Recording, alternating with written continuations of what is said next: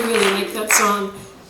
It appeals to my split personality. But that one's from, it's from Mance Lipscomb. And Mance Lipscomb was a black guitar player from way out in East Texas. And he lived where it was so far away from other people that when the guy at the farm 5 miles away would play his guitar, Mance Lipscomb could hear him and he'd walk over there because it was so exciting and he wanted to learn how to play it. So he grew up, where he was just hearing the music that was around him.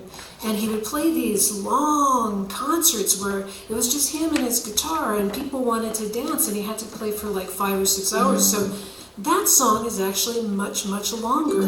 It's kind of like the Iliad or the Odyssey, and it's like this really long story. And that's just the part where, Odysseus comes home to Penelope and gets in trouble.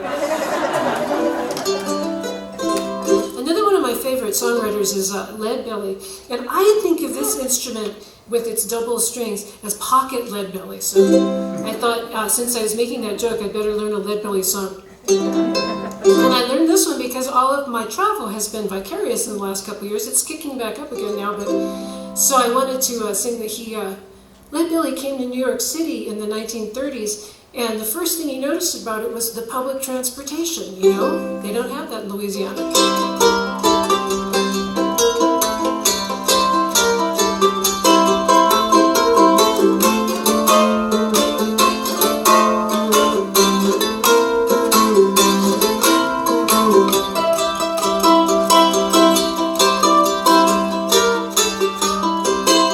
Well, I'm in New York City.